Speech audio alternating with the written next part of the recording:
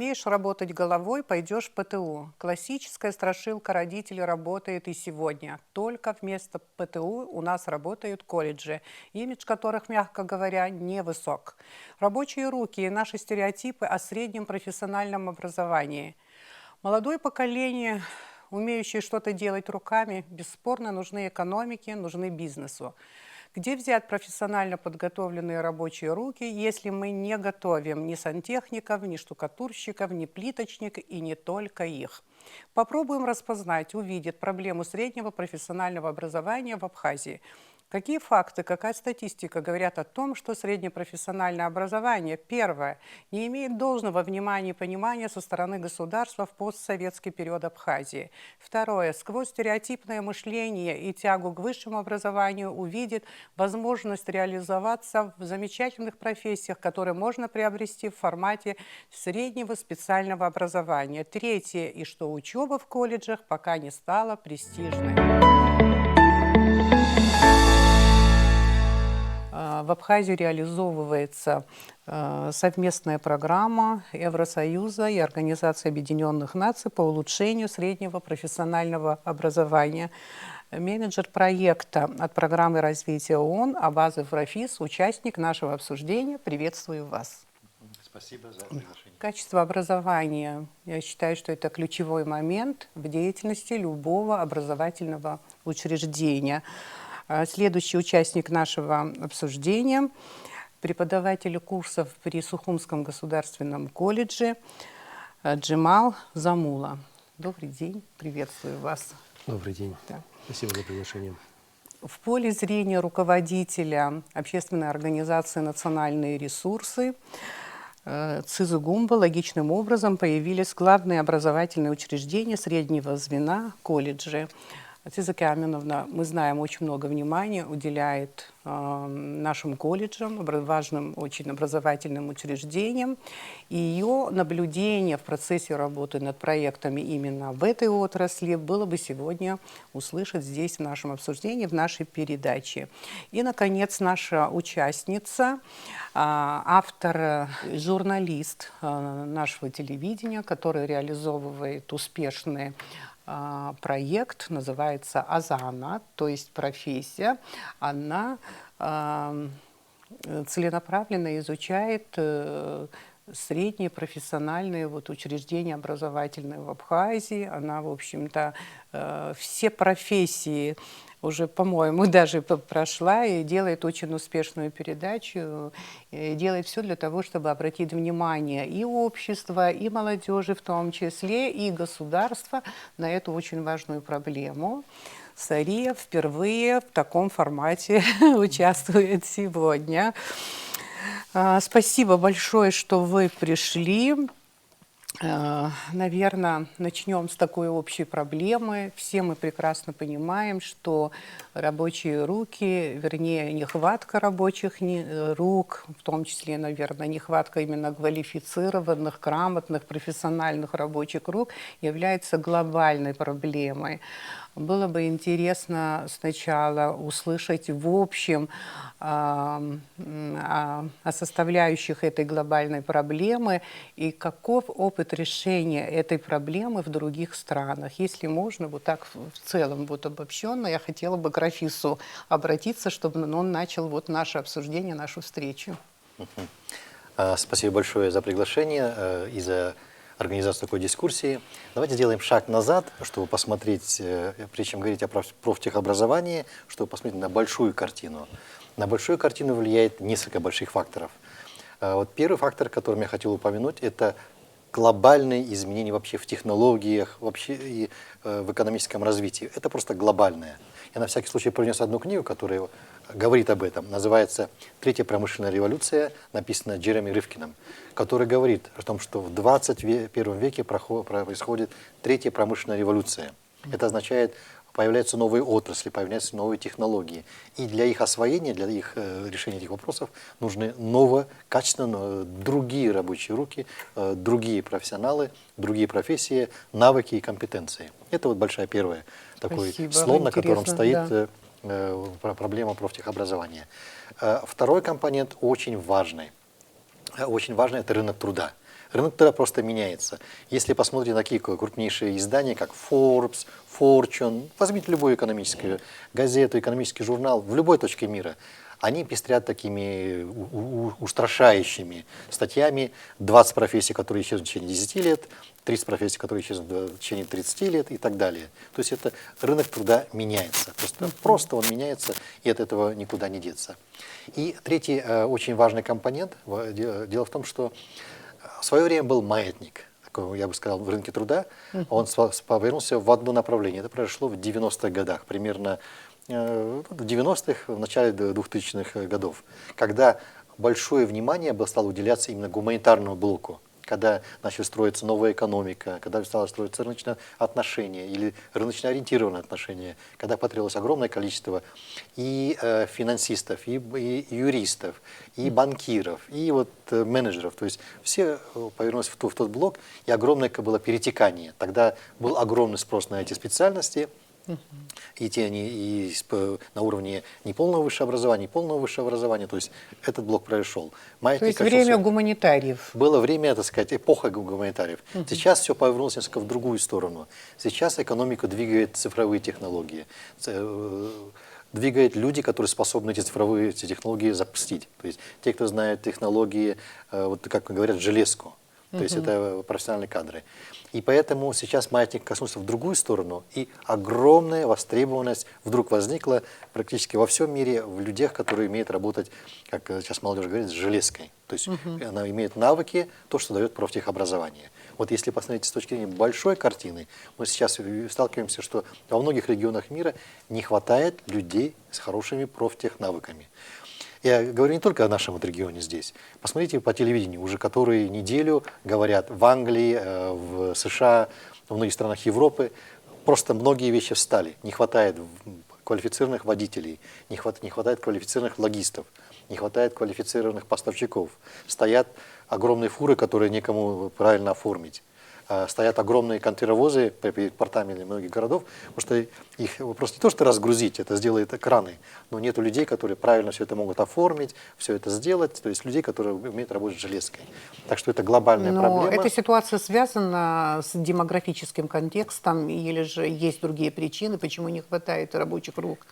Мне кажется, демографический контекст я бы не исключил. Но, на Западе? На Западе не исключил бы демографический контекст, но все-таки поставил большую картину. Большая картина из-за того, что во всем мире это произошло, не только здесь. Перекос на подготовку всего гуманитарного блока, и когда вдруг технологии поменялись, экономика поменялась, вдруг спохватились, оказывается, у нас не хватает людей, получивших хорошее, добротное, квалифицированное, качественное профтехобразование.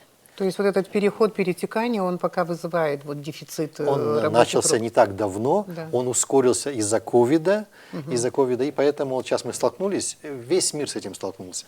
И вот сейчас пытаются искать, скажем, наиболее эффективные решения этого вопроса. Где-то быстрее, где-то медленнее, но вот этот большой контекст надо понимать. Но в решении этой проблемы вот в наиболее развитых странах экономически, я имею в виду, все-таки чему приоритетное внимание уделяют, вот, на что уделяют особое внимание для того, чтобы быстрее, хотя я понимаю, что такие вещи за мгновение и быстро не решаются, но как они пытаются это решить, об опыте, который используется, можете сказать немного?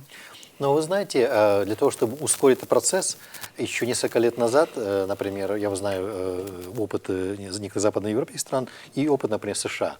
Они сказали: хорошо, если нам срочно нужны кадры с неполным высшим образованием, с наставными компетенциями, которые нам нужны, давайте простимулируем. Как простимулируем?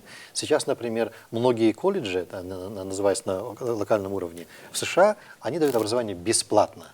То есть это уникальное явление для страны рыночно ориентированной, рыночной экономики, когда образование дается бесплатно, где образование всегда было дорогим, образование всегда было платным, и вдруг сказали: хорошо, вот этот блок давайте постараемся сделать бесплатным, чтобы люди пришли, как можно больше молодежи пришло и освоили эти профессии. Проблем, скажем, на рынке труда, в принципе, люди есть, но вопрос возникает: нужны компетентные люди, способные работать с той скажем, направлениям, которые необходимо освоить. С железкой по электронике, с логистикой, со всеми линейкой поставок, с ремонта, с обслуживания и так далее. То есть там это произошло. Кстати, аналогичное произошло в Российской Федерации. В Российской Федерации приняли постановление, в котором люди старше 50 лет, которые хотят получить вторую профессию, получают вторую профессию профтехобразования бесплатно. И если не ошибаюсь, в многих регионах им даже доплачивают стипендии. Хотя, если помните, лет 10-20 назад говорили, нет, это образование должно быть платным, они должны платить и должны за плату учиться этим профессиям. И тогда пытались также бороться с непрестижностью этих профессий. Но вдруг оказалось, что во многих странах, например, мы возили наших преподавателей из Абхазии, возили в Милан, в Турин, это в Италии, возили в Стамбул. Во многих странах, да, эта проблема возникает, и пытаются решить эту проблему различными рыночными и нерыночными, то есть экономическими и неэкономическими инструментами. Потому что вопрос стоит не просто найти человека и поставить что-то его делать.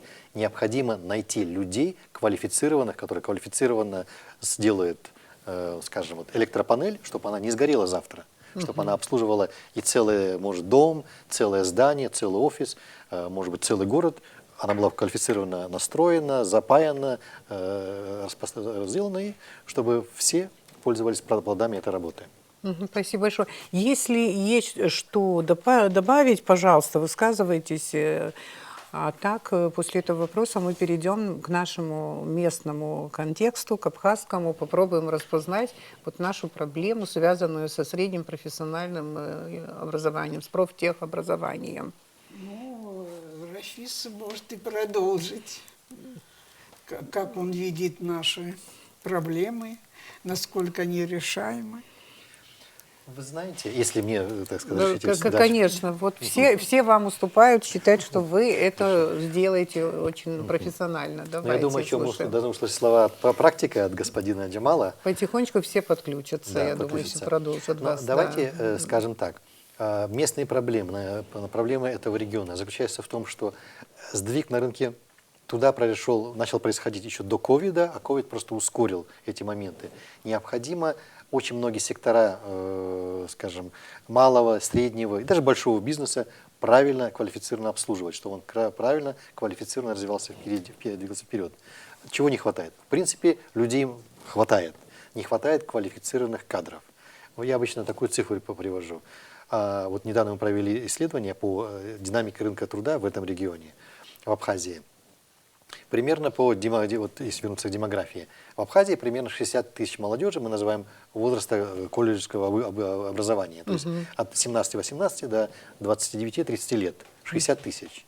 Колледжами, вот 5 колледжей, которые, скажем, готовят основные кадры, охвачено примерно 600, ну, может быть, там в районе 600, чуть больше, чуть меньше человек, молодежь. Это всего лишь 1% молодежи.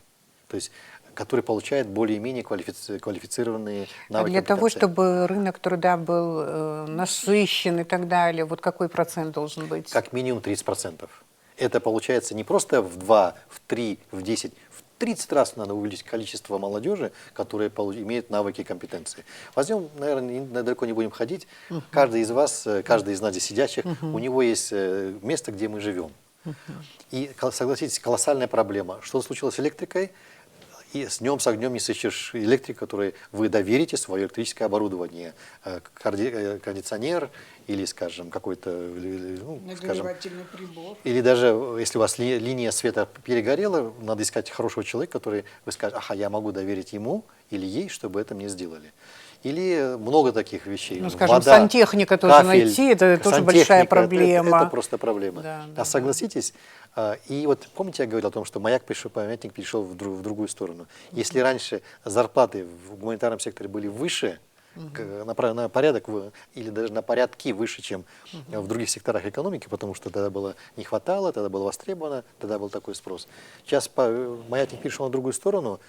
По некоторым специальностям, по некоторым рабочим профессиям люди могут заработать гораздо больше, чем юрист, который сидит, например, я не хочу юристов обидеть, это очень важная профессия, но, к сожалению, на сегодняшний день рынок труда в этой профессии насыщенный, поэтому зарплаты там невысокие.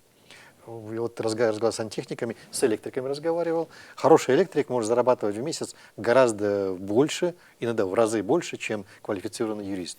Почему? Потому что рынок труда здесь насыщен, а здесь не хватает. То есть дисбаланс, то, что называют дисбалансом, это большой да, в дисбаланс. выборе профессии, да, вот поэтому.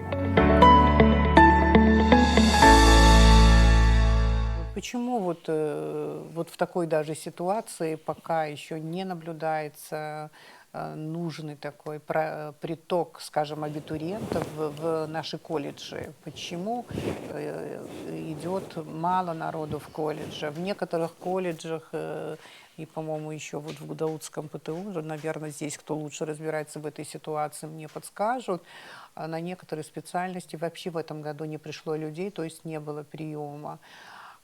Почему так происходит? Почему до сих пор вот это образование среднепрофессиональное не является престижным в Абхазии? С чем это связано? Давайте мы спросим сначала практика и мнение практика, а потом я как теоретик скажу. Давайте, Джемал Николаевич, пожалуйста. Тоже вернусь чуть в прошлое, вот, с чего начать. Оказывается, прошлое как важно. Да? Ну, мы не понимали, как жили, пока вот не настал ковид и пока не закрылись границы. Потому что люди переезжали спокойно туда-сюда, из Таджикистана, с Узбекистана, с Украины, с России. Многие специалисты приезжали на заработки к нам в республику. И у нас была насыщенность этих кадров. То есть нужны люди, вопросов нет. Ты берешь человека, и он работает. Когда у нас границы все позакрывались, весь этот народ, специалисты, уехали обратно. Я приведу просто на примерах, чтобы было понятно из жизни. Допустим, вот у меня знакомый открывал ресторан. Хороший ресторан. Мы сделали всю электрику, все. Но он долгое время не мог запуститься. Я спрашиваю, почему ты не запускаешься? У меня нет специалистов. Он не мог найти ни кулинаров, ни поваров, никого. То есть люди уехали, специальностей нужных здесь нет. То же самое в других фирмах, в других областях. По своей части могу сказать. У меня кроме преподавания еще есть небольшая строительная фирма. Мы давно уже занимаемся инженерией, узконаправленной. У меня вот за сколько лет нет еще инженера. То есть есть рабочие руки, дипломированные ребята работают, но инженера до сих пор мы не нашли.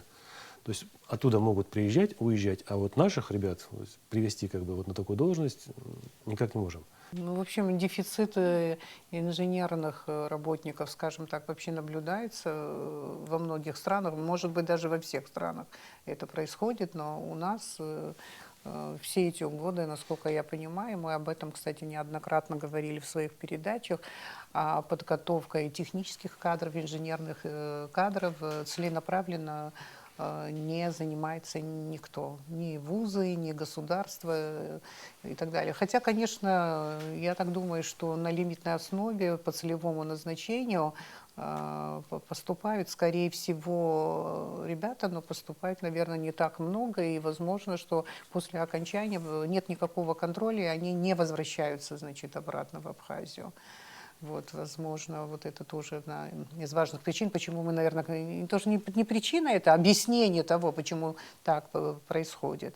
Вот немножко о себе вот расскажите, потому что я, когда подбирала гостей для своей передачи, положительные отзывы, которые были о вашей работе, вот они дали мне возможность вас пригласить на эту передачу. Вы сам инженер, кто вы по специальности, по профессии? Я сам закончил наш Абхазский государственный университет, физмат, сам инженер-программист, красный диплом. Преподавал у нас в университете 8 лет программирование, все, что с этим связано, информатику. Потом работал уже самостоятельно, сам на себя, потому что у нас зарплаты не такие высокие. Уже у меня есть небольшой бизнес, который кормит меня, мою семью. И сейчас, опять вот благодаря господину Абазову, меня пригласили в колледж. Мне стало интересно опять вернуться в эту отрасль преподавания, потому что детям нужно передавать знания, кто-то должен это делать. Мы организовали курсы, организовали программу, то есть мы разработали новый курс, абсолютно новая программа, не скопировали его с кого-то или откуда-то, мы брали именно те вещи, которые понадобятся ребятам при окончании этих курсов. То есть они заканчивают, и они могут работать, они могут самостоятельно поставить розетку, выключатель, светильники, какое-то небольшое оборудование и могут самостоятельно зарабатывать первые свои деньги. Интересно, вот вы преподавали в АГУ. Как давно не преподаете там? Ну, скажу сейчас, я оттуда ушел где-то в Ну, 2007. Так давно не работаете. Просто я хотела спросить, вот на физмате есть специальность, насколько я понимаю, да, которая готовит программистов. Насколько это у нас налажено, что программисты то и дело на рынке труда появляются именно благодаря университету? Университет готовит, в принципе, хорошо. Тут, понимаете, все зависит от человека. Можно в хорошем вузе не получить образование, потому что ты не хочешь, или в том же самом техникуме получить образование, потому что ты хочешь заниматься. Все зависит от студентов, которые приходят туда. В нашем колледже, в котором сейчас я преподаю, мы вот говорили с Светланой Николаевной, руководителем колледжа, наверное, с января-февраля мы еще будем компьютерные курсы тоже вводить, потому что это актуальная тема. Сегодня на самом деле у нас все, что окружает нас, это техника. С ней нужно уметь работать. Нужно готовить молодые кадры, которые будут правильно, красиво это все делать, потому что эта отрасль представляет нашу республику вообще во всемирной паутине в интернете.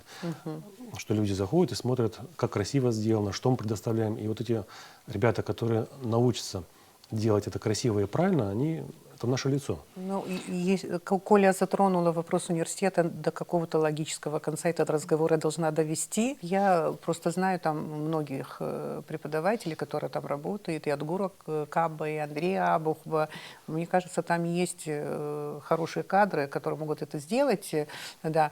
Я приглашала на эту передачу, кстати, Дамея Джону, но он по каким-то личным причинам сегодня не смог сюда прийти.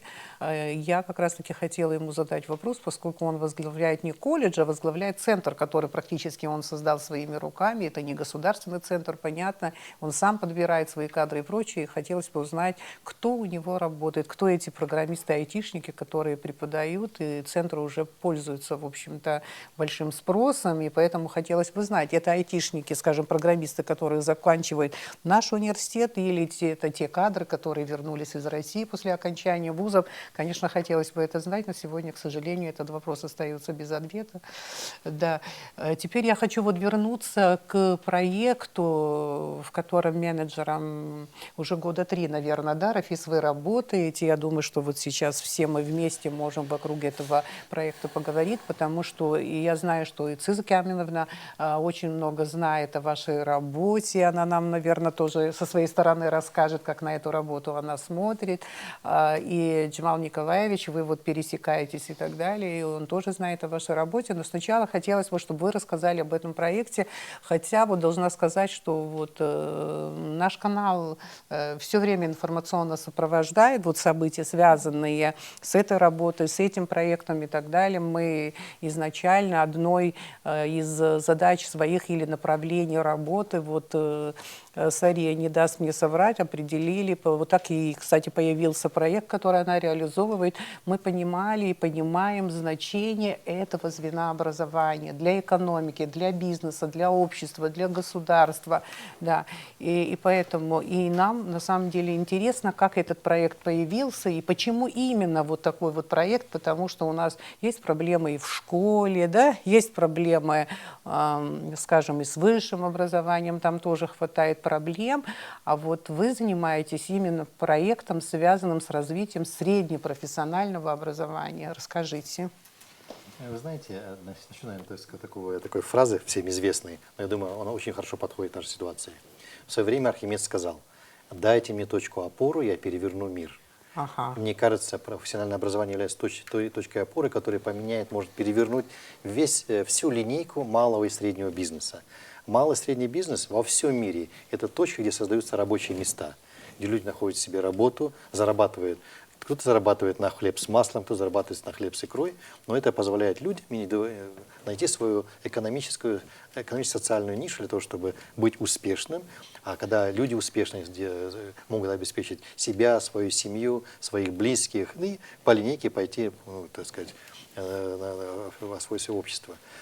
А в нашем проекте, я обычно говорю, у нас есть 3 кита, на которых держится вся эта планета профтехобразования или проект профтехобразования. Первый Мы, конечно, посмотрели на материалы, которые подготовила в свое время госпожа Циза. Она провела большое исследование, по-моему, 5 лет или 6 лет назад по сектору профтехобразования.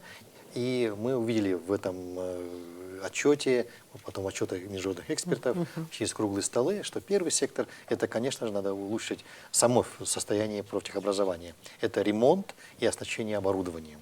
Здесь опять-таки никого не обижу, но однажды вот мне один выпускник сказал, когда он закончил курсы по электричеству, 4 года, пришел в СУЭС работать, ему сказали, а ты знаешь, где ты учился, потому что уже лет 30 мы такое оборудование не используем, о котором ты знаешь.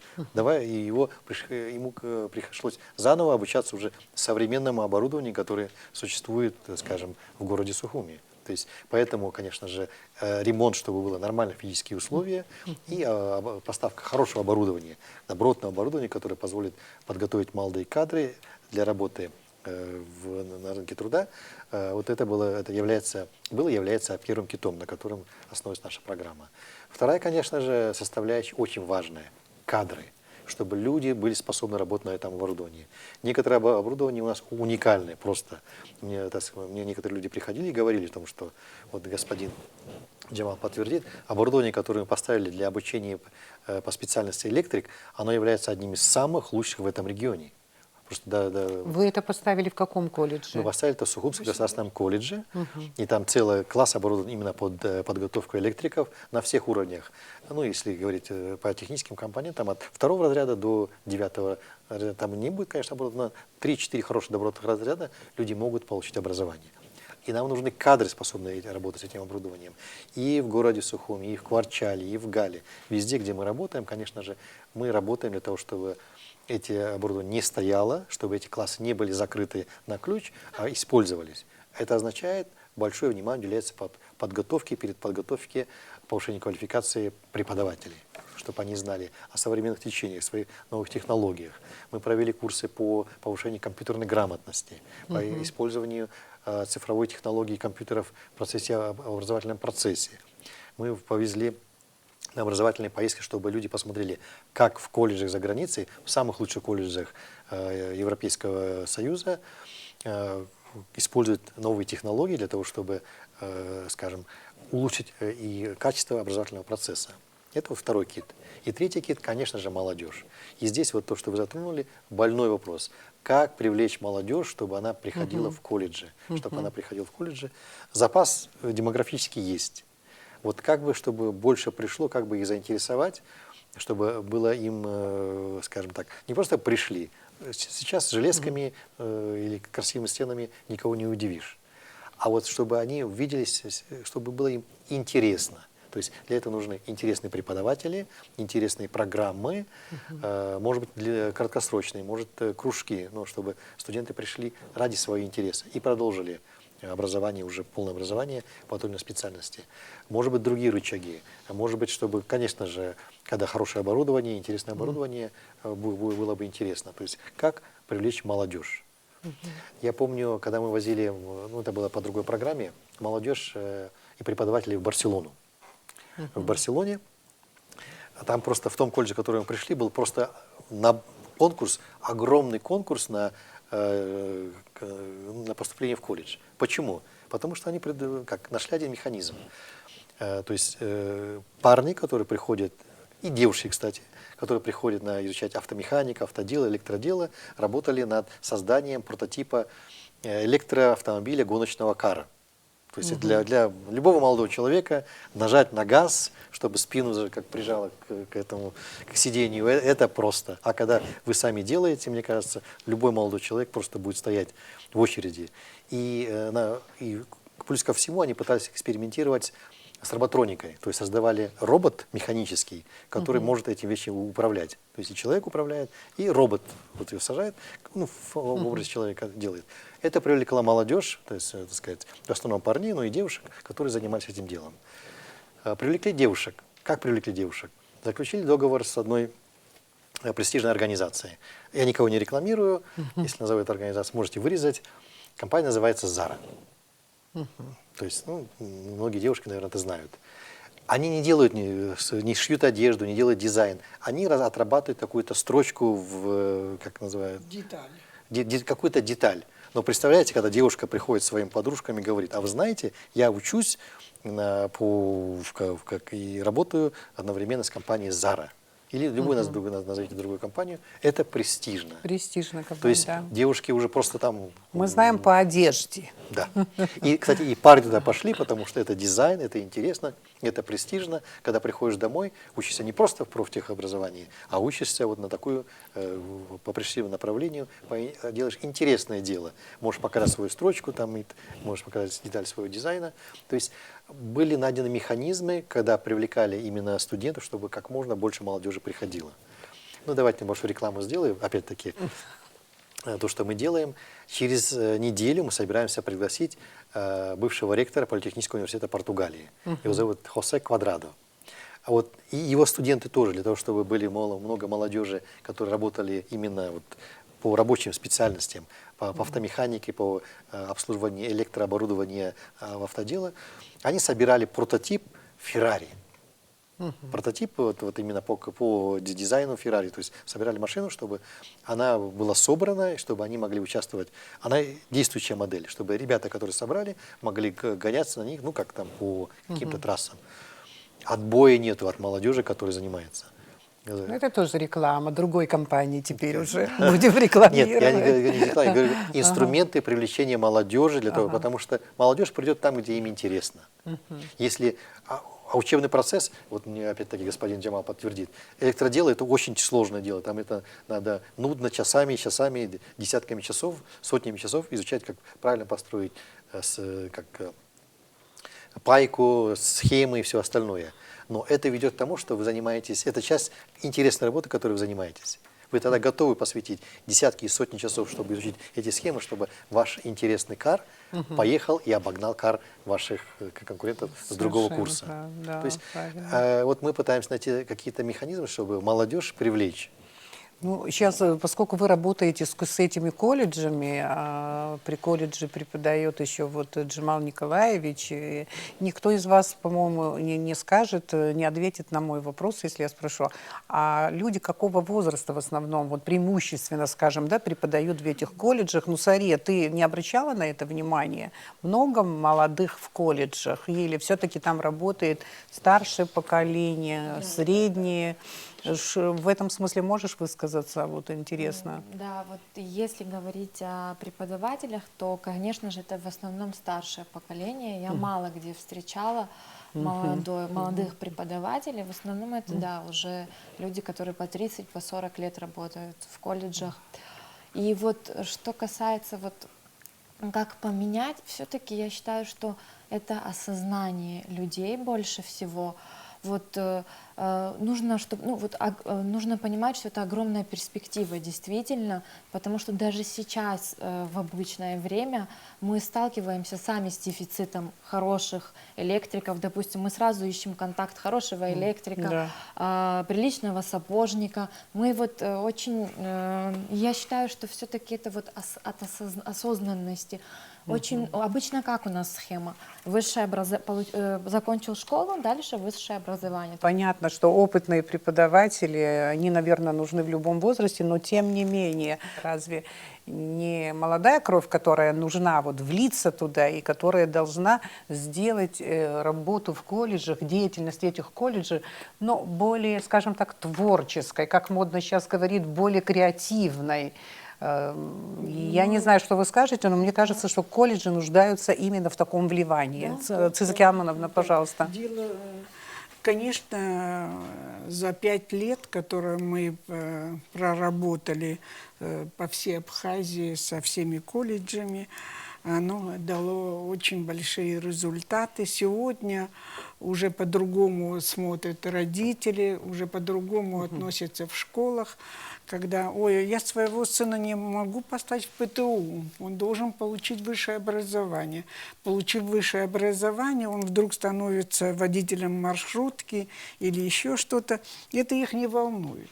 Ну вот этот И диплом, который там где-то в кармане, Да, это в греет кармане душу. пиджака и так далее, это вот успокаивает, наверное, Да, амбиции семьи и родители, самого да, человека. потому Да. что мама, которая не получила, допустим, то образование, о котором она мечтала, она тут же начинает к своему сыну или через свою дочь, это независимо от того, что способны ли они получить там диплом врача или юриста. Но мы, конечно, огромную работу сделали, связано. Мы все школы Абхазии объехали, не по одному разу. Были такие директора школ, которые были очень заинтересованы, по 2-3 раза приезжали, они приглашали родителей. Директора школ везде почти женщины. Они прекрасно понимали, что от родителей зависит. И поэтому мы говорили с родителями, общались много. И какая-то вот пошла такая тенденция, когда мы начинали им говорить о том, что вы в 15-16 лет молодой человек может получить одновременный аттестат зрелости об окончании средней школы, да, и получить специальность. У него нет проблем, если это его выбор был неправильный, он всегда может изменить, исправить. Что не надо его лишать. Пусть он идет электриком, поваром, там, я не знаю, еще кем-то, но если это не его, он поймет, и у него есть огромный запас времени по возрасту, чтобы он мог изменить. Тем более сейчас вот тенденция непрерывного образования, да? Вот. Да, и, во-первых, я все время им говорила, что молодые люди научатся,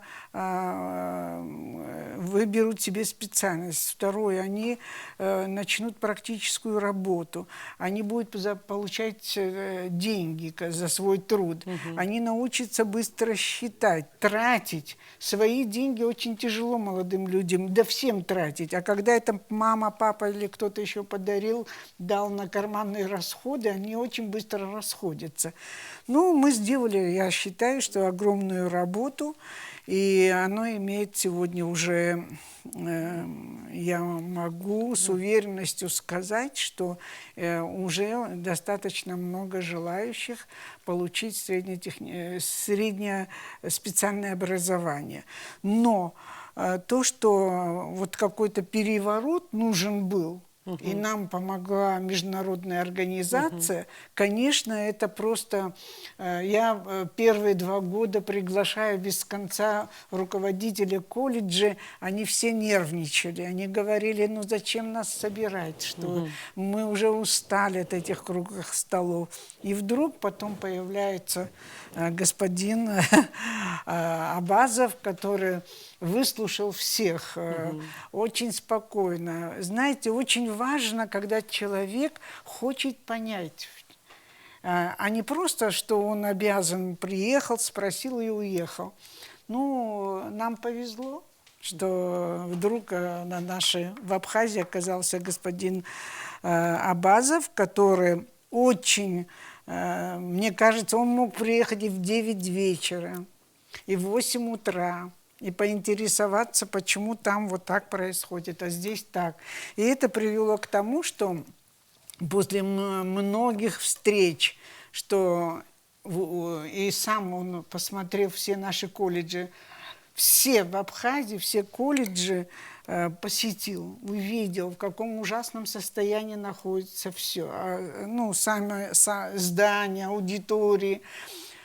Начал с ремонтных работ, потом начались аудитории, где приятно сегодня уже пригласить маму или папу и молодого человека, у них уже другое настроение.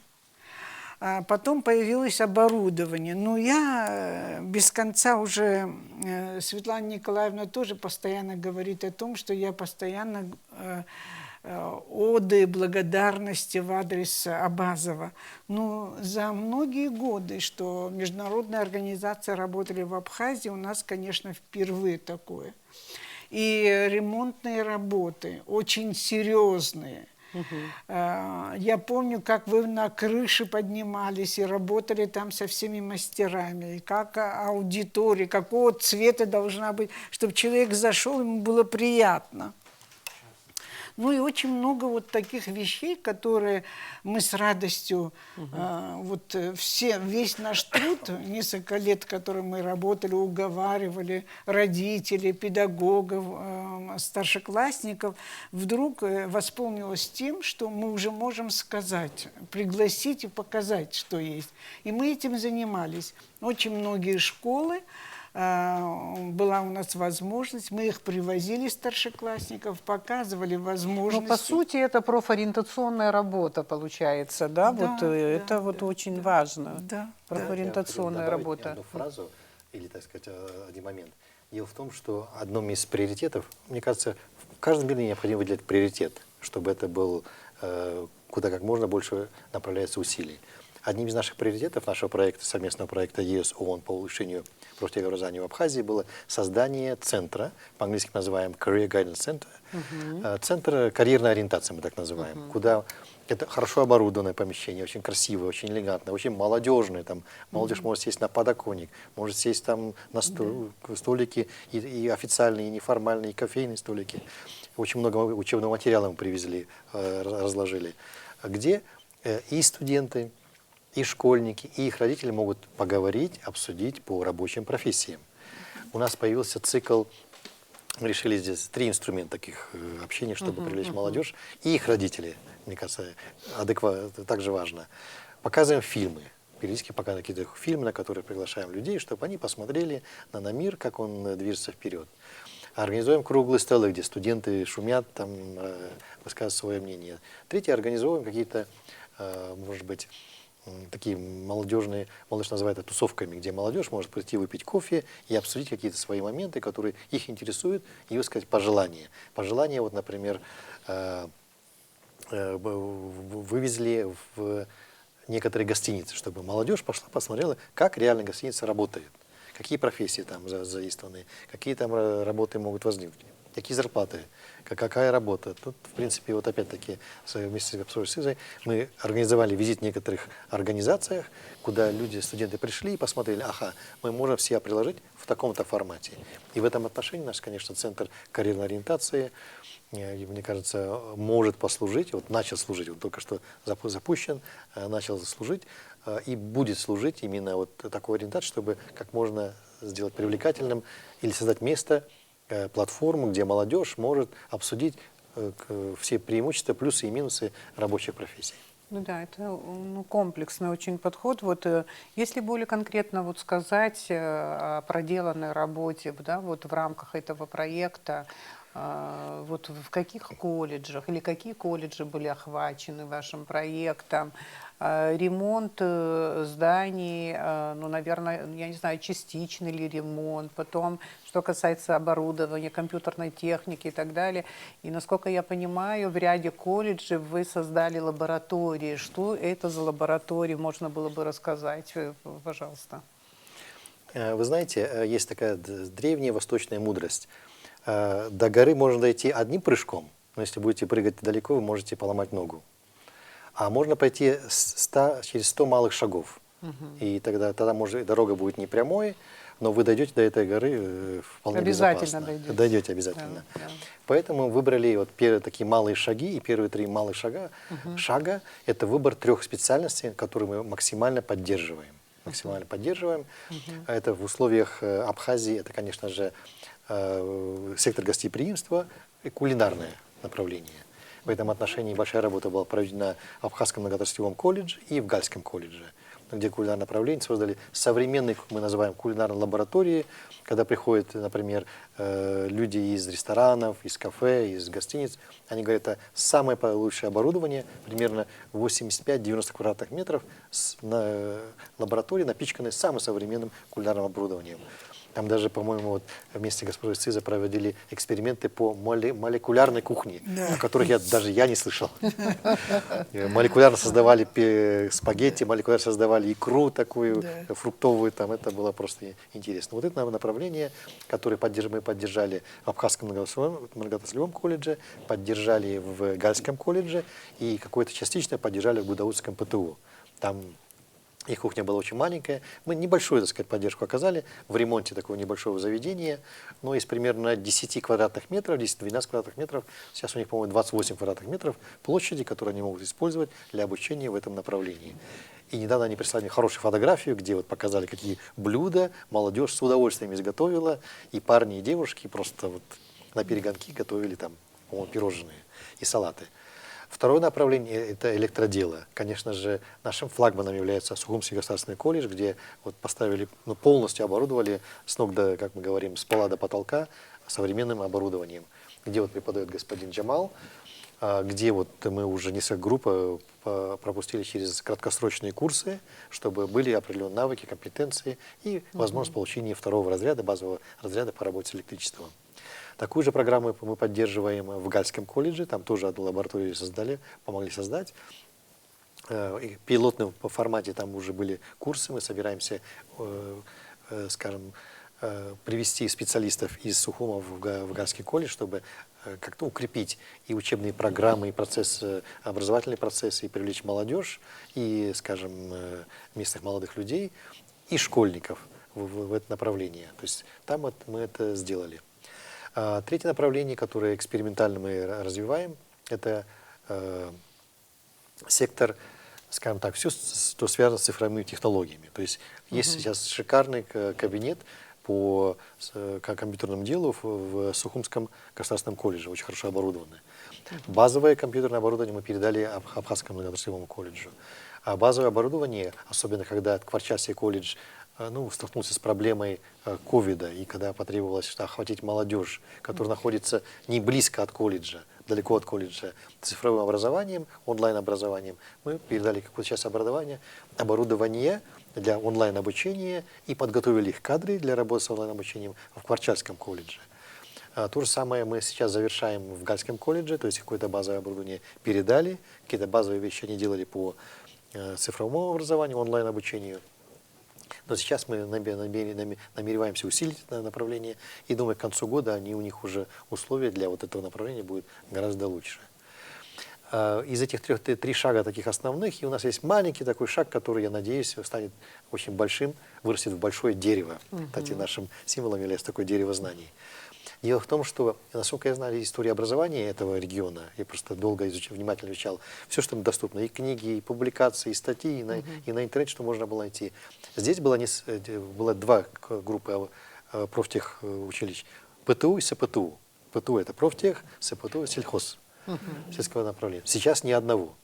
И поэтому в пилотном формате уже который год мы работаем о создании такого пилотного проекта в Гальском колледже, где потребность хороших, так сказать, специалистов среднего звена очень высока, и который может охватить и Гальский район, и Ачамчирский район, и Кварчарский район. Там сейчас оборудовали, вот только 2 недели назад сдали огромную аудиторию и огромное подсобное помещение для саженцев, для всей техники, где хотим создать именно и укрепить программу.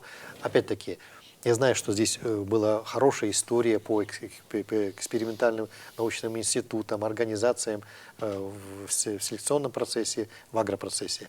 Но всегда нужно среднее звено. То есть по базовым специальностям люди способны работать именно на базовом оборудовании по сельскому хозяйству, по сельским направлениям. Вот там мы пытаемся наладить, чтобы подготовку кадров, хорошо разбирающихся в сельском хозяйстве, садоводстве, в виноградарстве и в, скажем так, цветоводстве, что потенциально имеет большой потенциал в этих климатических условиях, в этих, скажем, на такой отличной почве, при наличии воды и при наличии, конечно же, профессионалов, это может дать большой толчок.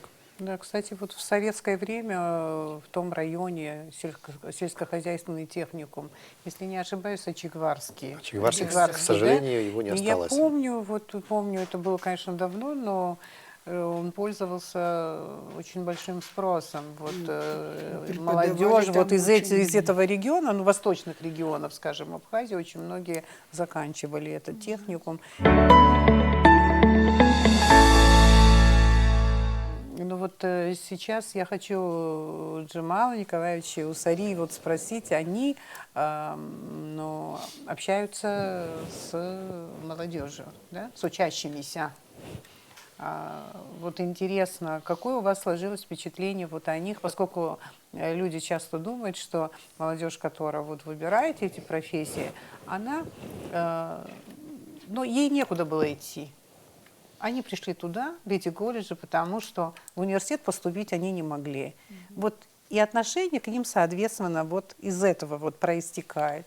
Мне интересно, вы видели молодежь там, ну, такую мотивированную, толковую, умную, талантливую именно в той профессии, которую они выбрали? Я извиняюсь, много можно таких? я 2 слова скажу? Конечно, прежде? конечно, Вот конечно. сейчас у Джамала Николаевича постоянные звонки, и вторая уже группа, почти все с высшим образованием пришли к нему на эти курсы. Они пришли учиться? Да, они пришли. Да, вот он сейчас вам расскажет. Но Интересно. вы знаете, вот, все-таки учащихся нужно заинтересовать. Их нужно заинтересовать, их нужно мотивировать, чтобы они хотели учиться, чтобы они хотели получить знания эти. Но я вам скажу, сегодняшняя молодежь, она яркая, она талантливая, она умная, она неординарная. Надо просто помочь им определиться с выбором. Это хорошие ребята. Самый первый курс у меня был ребята из интерната.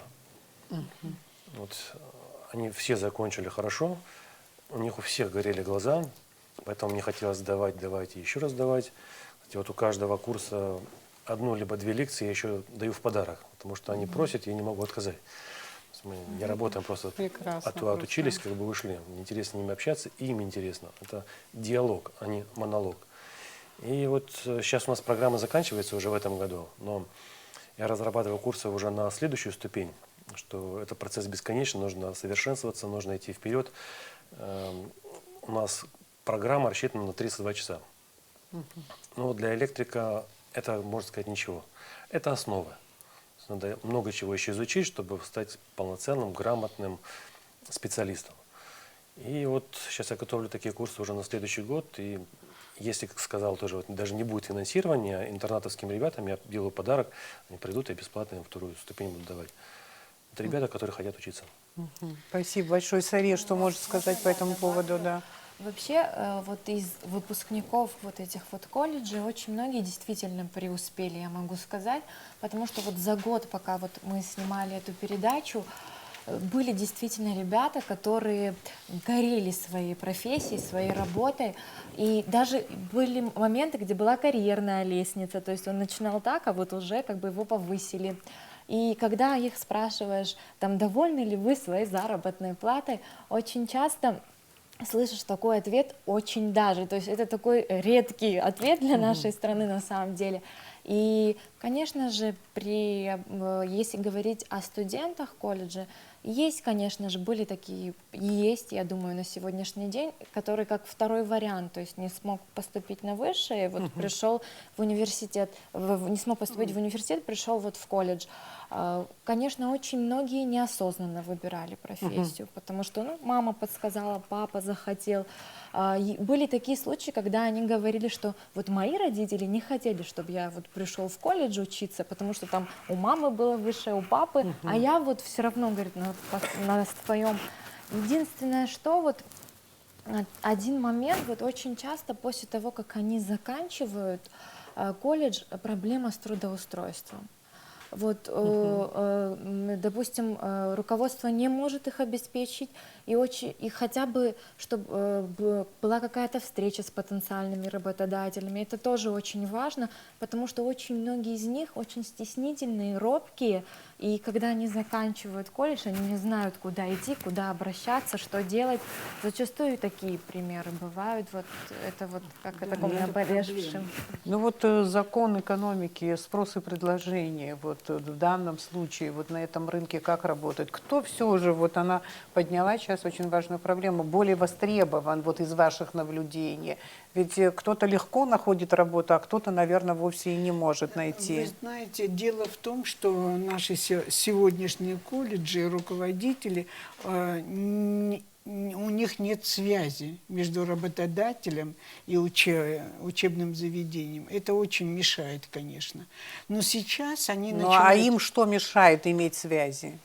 Ну, Ну, надо у них спросить, я да. понимаю. Спасибо, я Поэтому поняла, да. сейчас мы даже вот такие, мы вот у нас, мы с декабря начнем другой проект, и там у нас есть такая, это по желанию директор школы нам сказал, вы могли бы с разных, мы вам подсказали, родителей пригласить. И с родителями просто пообщаться, показать им, рассказать им. А мы, как руководители школ, мы вам подскажем, каких родителей надо пригласить, для того, чтобы они увидели и услышали. И мы сейчас вот о Мелатресурску пообщались, и мы решили, что мы сделаем такой, пригласим на ужин. Многих родителей, мы уже посчитали 22 родителя с разных районов Абхазии, которые, они все эти родители работают при школе, в советах, входят в совет школы. Они, в общем-то, имеют по двое, по трое детей. От них, конечно, очень много зависит. Когда они приедут, что они увидели, услышали, что они там расскажут. У нас есть такая необходимость. И одновременно я очень много работаю, связываюсь с работодателями. Это дома отдыха, это рестораны. И вот то, что мы пригласили, молекулярная кухня, это повар из Москвы, нам тоже очень помогла руководитель ресторана «Ерцах». Если бы не она, я бы это не осилила. Она половина необходимого вот, расходов на себя взяла для того, чтобы приехал именитый повар и дал такие мастер-классы и в Сухумском колледже, и в Гальском. Конечно, это все очень... Он по сей день следит за своими учениками, они общаются между собой. И понимаете, сегодня нам очень много надо поработать и с родителями, и со школами. И одновременно с теми руководителями, которые вот в Пицундах нет проблемы. Она нас всегда говорит, что приезжайте и с родителями, я готова показать рабочие места, что необходимо, что надо сделать. Ну, учитывая, что не всегда проекты, мы можем даже горючее не можем заплатить, да, для того, чтобы вот собрать 15 человек, отвезти куда-то, рассказать и показать. На это тоже нужны возможности. Но мы стараемся, и я думаю, что во всяком случае сегодня уже совершенно по-другому смотрят на эти среднетехнические образовательные учреждения.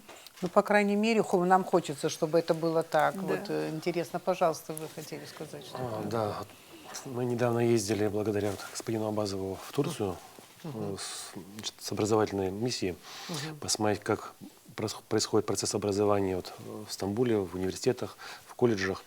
И вот одна отличительная черта, вот, которая очень понравилась, и хотелось бы, чтобы такая работала у нас, это значит, именно вот связь работодателей и детей, вот весь процесс. В частности, по-моему, там мэрия Стамбула занимается, вот один из примеров. Обращаются, допустим, преподаватели. Мне нужен там сантехник. Второй говорит сантехник, третий. Набралось там 15 человек. Дальше эта мэрия находит организацию, либо колледж, который может образовать этот процесс, организовать. Договариваются, оплачивают. Люди получают специальность, и все эти организации получают уже готовые рабочие руки. То есть целенаправленное обучение. Не просто закончили там, вот, университет или колледж и иди ищи. Кому-то нужны определенные кадры, кто-то делает связь между ними и колледжем, или находит преподавателей, решает остальные вопросы, потому что можно организовывать не только сантехнику, электрику и все остальное. Какие-то специфические можно специальности тоже организовывать, в принципе. Можно кого-то пригласить с России или с другого места. То есть определить, что это будет стоить. Организовать обучение, обучить людей, и люди могут работать. Просто тот, который будет это организовывать, должен помогать и с транспортом, надо помогать с расходным материалом. Колледж и обучение какой-то специальности — это не просто пришел, обучился и вышел. Да? Это огромная еще работа внутри самого колледжа. Вот если по молекулярной кухне, то нужны продукты. Правильно? Потому что надо экспериментировать, пробовать. Если у сантехников и электриков, нам нужны провода и так далее, расходники, которые стоят тоже денег. Они со временем портятся, нужно покупать новые. Кто-то должен помогать вот с этим тоже. Интересно. Ну, наверное, вот давайте вот доуточним вот этот вопрос. Все-таки выпускники колледжей, по каким специальностям они востребованы? Если мы рисуем такую картину, что очень трудно ребятам устроиться, понимаете, это бьет по престижу этих же колледжей и так далее. Многие наши зрители сейчас молодые думают, а зачем туда мы пойдем, если невозможно после устроиться на работу. Я просто знаю, но не хочу сама говорить, хочу от вас услышать, именно по каким профессиям ребята очень востребованы, хорошо устраиваются и получают хорошую заработную плату. Ну, вы знаете, вот если взять теорию и практику Да. Евросоюза по работе с спросом и предложением на рынке труда, то есть выпускники колледжа — это предложение и работодатель — спрос, то существует 3 платформы, где можно эффективно отрабатывать вот этот механизм соединения работодателей с выпускниками. Один механизм — это, конечно же, рынки, как сказать, работодателей или рынки труда. То есть, когда собираются работодатели, куда приходят колледжи, себя показывают, рекламируют, и люди знакомятся друг с другом.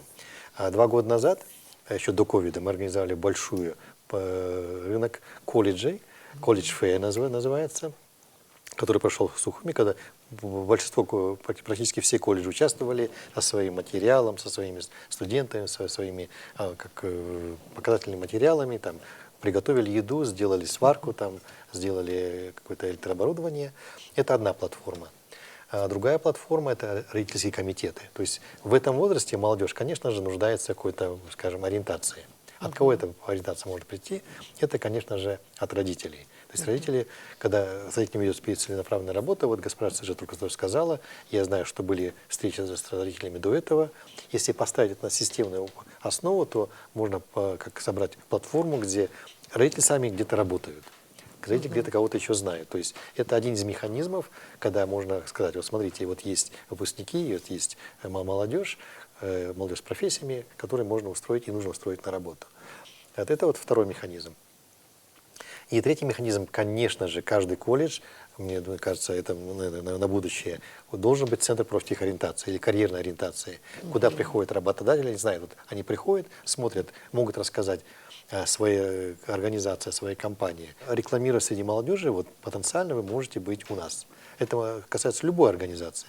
И молодежь, услышав это, будет ориентироваться, ага, вот для меня вот это направление интересно или то интереснее.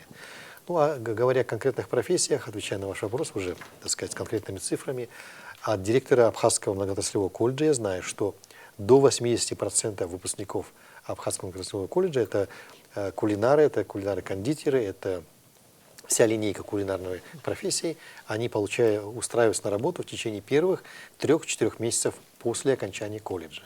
Это одна из таких направлений, которые получают. Особенно в этом году. Особенно в этом году. Вот это цифры этого года. Он четко отслеживает, колледж, который мне доставил такую информацию. А в Гасском колледже тоже примерно 60-70% выпускников устраиваются на работу по кулинарным направлениям. Также я знаю, что, конечно же, очень востребованы выпускники колледжей, которые разбираются в электроделах. Я точно не могу назвать цифры, но там очень высокий процент устраивается на работу. В течение первого года после окончания 3-4 месяцев они находят себе место применения. И по автоделу. Вот это направление, которое мы проговаривали. Еще одно направление, где успешно устраивается молодежь, выпускники, это гостиничный бизнес. То есть сектор гостеприимства, где молодежь может найти себе те профессии, которые им интересны, и которые компенсируются адекватным образом. Мы вот встречались тоже с руководителями гостиниц Пицунды и Гагры. Они готовы. Мы договорились с ними так, что если они будут предоставлять. У нас проблемы с общежитием нету. И вот не каждый родитель может и заплатить там за питание, за проезд и прочее. Но мы вроде бы, и у нас есть надежда, что мы, если они называют, они готовы будут оплачивать проживание. И это уже дает им возможность, во-первых, они на практику могут ездить к ним, и потом они знают, что после окончания они к ним устраиваются на работу. У нас такой даже был период, когда мы выпускали вот, официантов и горничных, мы на выпуск пригласили бизнесменов потенциальных. В этот же день все подписали договора. Они выбрали себе в период вот сдачи экзаменов, выбрали себе работников, и тут же, в этот же день они подписали с ними договора. Но есть какие-то очень успешные, но это надо, знаете, проект закончился, мы все застыли все. Потом, ну, что делать? Созданы условия. Теперь, что дальше должно происходить? Насколько вы верите в то, что базу, которую вы заложили, эта база будет использована эффективно? Переживаете ли вы за то, Ну, что очень, конечно, будет в переживаем, этих да. колледжах, в которые вы так много вложили? Чего вы ждете? Ну, вы знаете, есть такая старая пословица «дорогу осилит идущий». То есть по этой дороге надо и Да. двигаться, не останавливаться, а двигаться вперед. И в этом отношении нам очень помогает то, что вот, наш был подход не просто сдать кабинет с оборудованный, красивый, все остальное, но чтобы он был запущен, он был в действии. Вот запустили кабинет по подготовке электриков, мы там запустили несколько групп студентов, молодежи, чтобы они прошли обучение. В этом отношении очень нам помогла вот Амила Трясутская, помогла Вачамчирский дом юношества, помог Сухумский дом юношества. Многие наши партнеры, которые помогали набирать студентов. Мы сделали лаборатории по компьютерным технологиям. Я знаю, в многих странах, вот из прошлого опыта, многие, скажем, руководители, это очень дорогое оборудование, они просто закрывают на ключ, зато в безопасности. Вот. Мы сделали все возможное, там прошли несколько курсов, и для преподавателей, и для студентов, что это было задействовано. Хорошо, где-то поцарапали, но зато же это использовали. И примерно 100 преподавателей получило, скажем, курс повышения квалификации компьютерной грамотности. И 100 молодых людей, это из колледжа получили какие-то навыки использования компьютерными делами. То есть мы поставили, чтобы это было использовано. В Гайском колледже мы с первого, еще до того, как запустили этот проект, у нас был пилот, где мы дали базовое оборудование, очень базовое, которые студенты уже использовали, на нем ломали, на нем там царапали неправильно, так сказать, как там, спонжиком, вот, но использовали. И вот сейчас у них оборудование есть, студенты есть, и каждый раз, когда я приезжаю, иногда приезжаю без звонка, ну, такой у меня есть черта характера, и, скажем, подход в нашей программе, вот, люди используют оборудование, там люди всегда есть, то есть это не закрыто под замок, это используется. Надеюсь, что так будет вот, в Абхазском многоотраслевом колледже то же самое, когда вы не приехали, там кастрюли гремят, студенты бегают, с ног сбивают. Ну, это же хорошо, когда это такая живая жизнь. Да, Поэтому мы надеемся, что это вот мы запустили движок, мы запустили систему, и если его вот поддерживать, раскручивать, она будет работать. Будет наша программа, да, в начале следующего года она заканчивается, к сожалению. Мы надеемся, что будет вторая фаза, но мы надеемся на наших местных партнеров. И частные компании, которые мы работали, и неправительственные организации, и средства массовой информации, да, честно скажу, очень помогали в работе по продвижению имиджа. Ваша передача, Сарья, очень помогает, тем более вы ведете на абхазском языке, насколько я помню. А это очень вот такая важная целевая аудитория, чтобы молодежь, которая... Они очень ей доверяют. Мы смотрим все ее выпуски, ребята очень ей доверяют и все так рассказывают. И нам всем показалось, что, боже мой, это вот мир находится рядом с нами, мы его не знаем, мы не знаем своих детей. И она это открывает, и мы гордимся, конечно, Спасибо этим. лично, и спасибо всем, кто работает в средствах массовой информации, которые позитивно освещают нашу работу. Это очень важно. То есть, когда люди видят, не один раз услышат, там, скажем, от кого-то, а когда видят по телевидению, что вот, смотрите, это интересно, это позитивно, это динамично, это ваш завтрашний день. Это зажигает и молодежь, и школьная молодежь, учащаяся молодежь, те, кто закончил, еще не может определиться со своим направлением в жизни.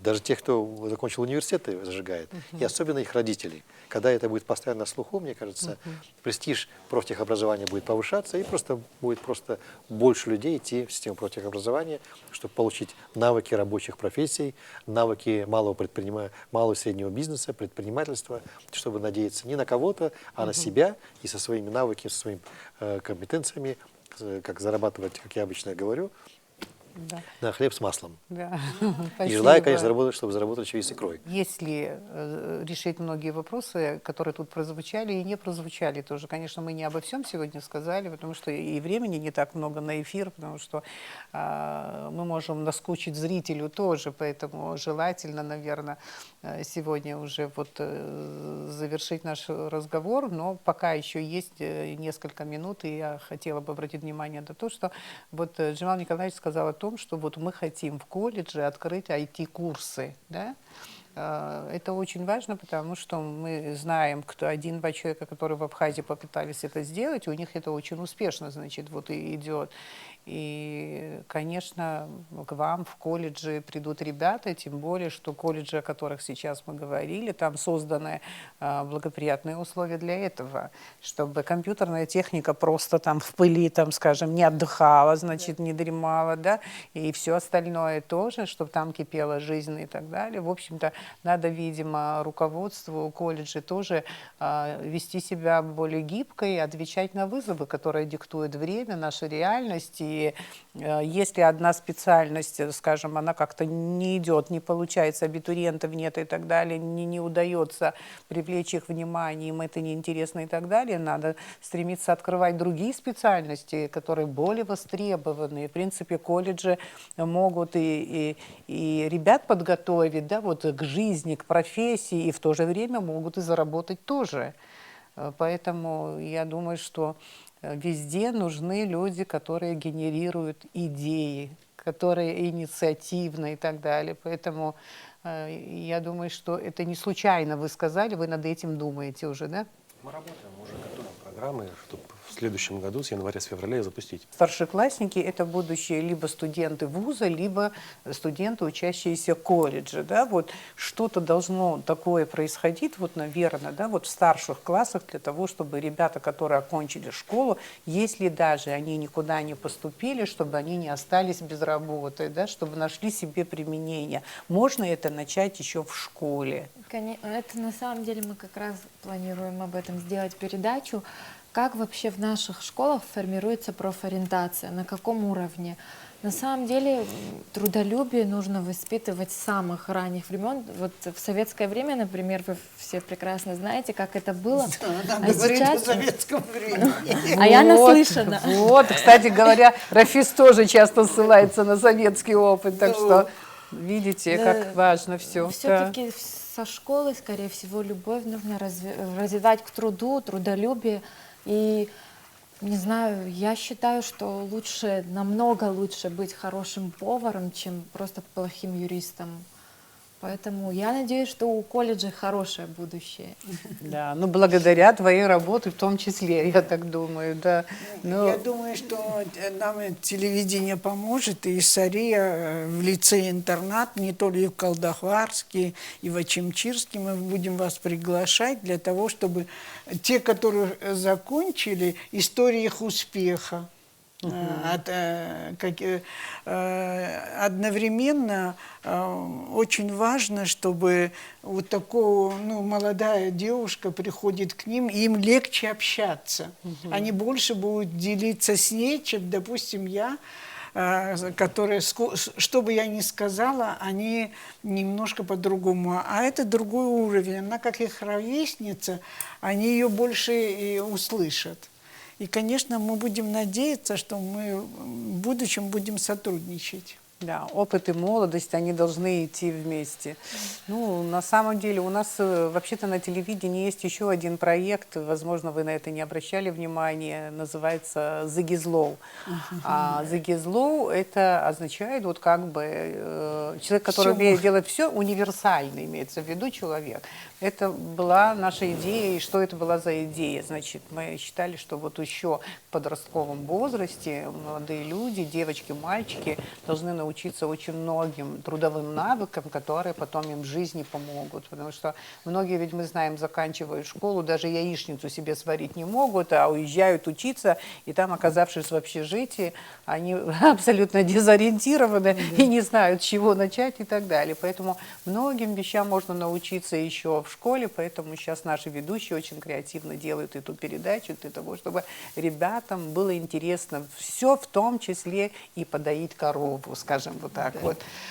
Мы видели это как. Видели, да, ту корову, ту козу, значит, да. Вот наша программа, совместная программа ЕС ООН по улучшению профтехобразования в Абхазии, я назову полное название программы, видите, что необходимо все-таки привести какие-то инновационный подход к решению этого проблемы. То есть, если подходить старыми мерками, наверное, это будет долгий путь. А когда иногда бывает уникальная возможность, когда можно сделать такой технологический, педагогический, образовательный скачок, чтобы освоить самые современные технологии. То есть педагогические технологии, как правильно привлечь молодежь, чтобы им было интересно. Технологический компонент, оборудование, которое мы поставили. И, конечно же, использовать самые современные технологий или опыт накоплен, например, в Западной Европе, в Восточной Европе, во многих странах, в регионах мира, о том, как же лучше использовать потенциал, который существует в профтехобразовании, для того, чтобы связать с рынком труда и связать с малым и средним бизнесом. Вот такой, скажем, потенциал для такого скачка существует. База такая создана, конечно, такая очень малая база, но если это мы реализуем, в будущем, я думаю, тогда в будущем возможно качественный скачок на следующий уровень, когда профтехобразование и престиж, и качество образования, и качество навыков, и связь с рынком труда будет совершенно другом уровне, и тогда мы будем видеть совершенно другой результат. Да, но сейчас на этом этапе, наверное, важно вот как бы не навредить, а вот как бы заставить работать то, что имеется, да, потенциал, который есть, надо, видимо, заставить его работать.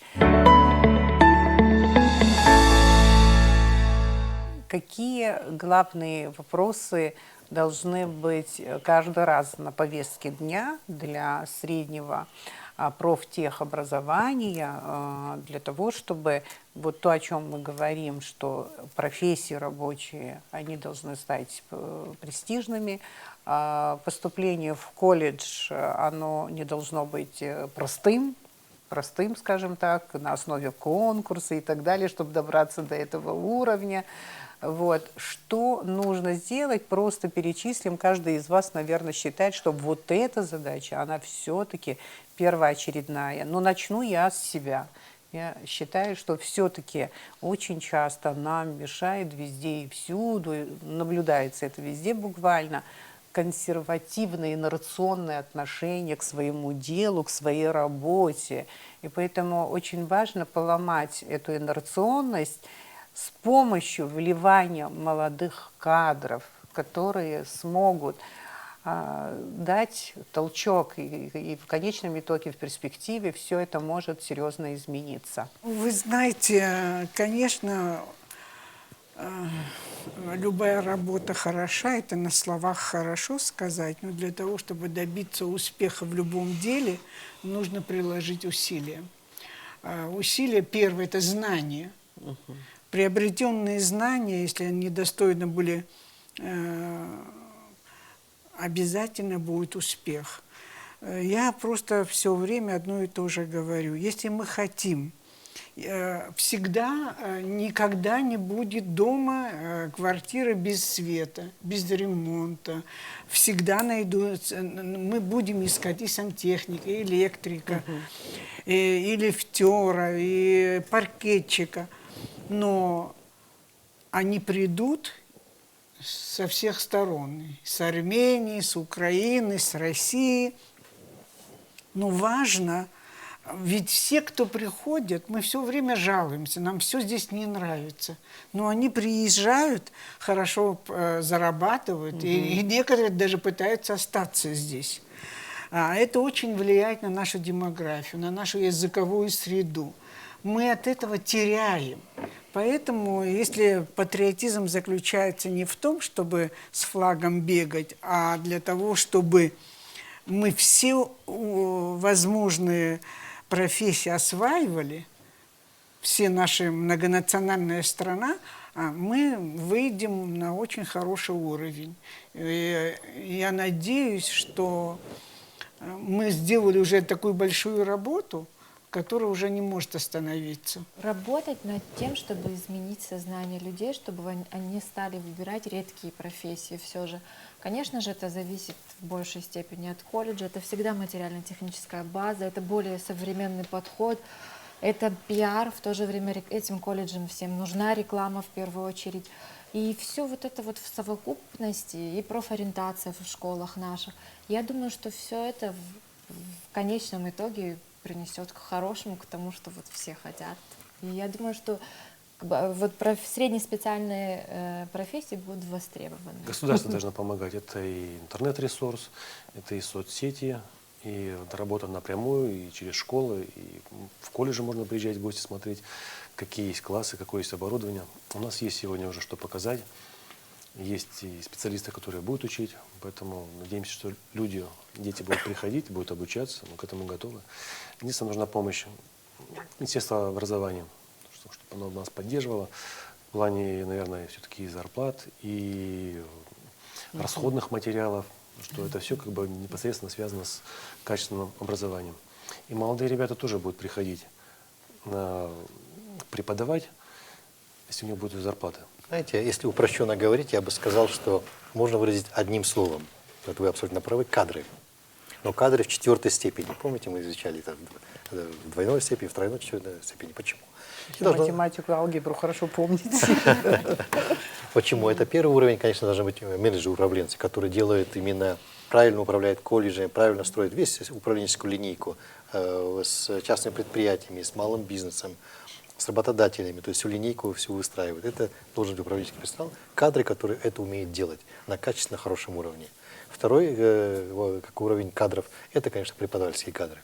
Преподавательские кадры должны быть очень подготовленные.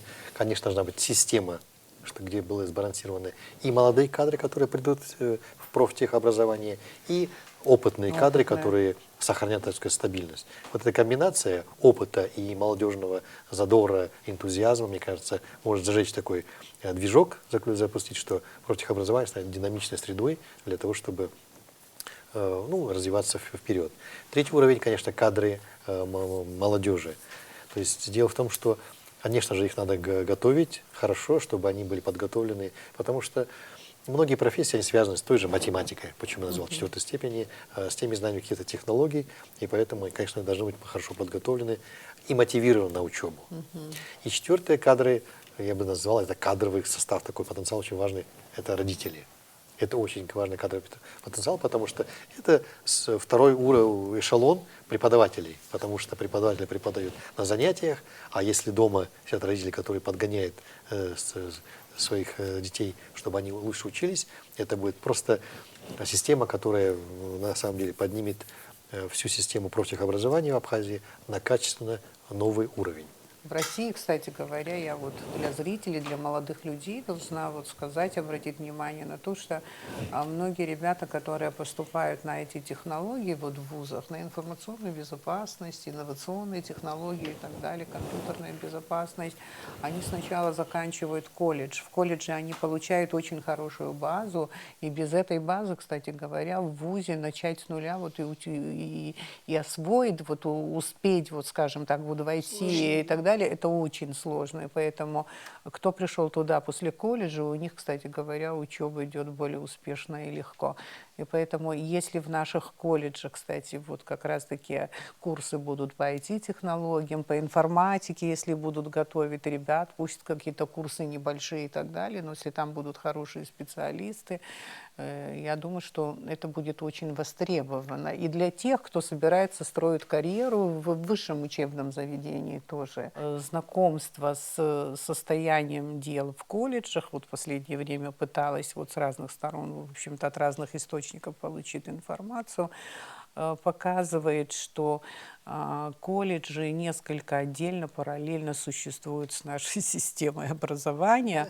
Сегодня по определенным таким причинам я не пригласила чиновников от образования. Критично высказаться я не могу в их отсутствии. Я думаю, что я продолжу этот разговор с ними, и мне хочется на самом деле понять, правда ли, что на сегодня среднее профессионально-техническое образование в Абхазии находится в роли падчерицы у нашего образования. Есть ли понимание того, что это, в принципе, образовательные учреждения, вот где учатся наши дети, которые потом станут основой нашей экономики, и, в принципе, без них экономики у нас в стране и не будет.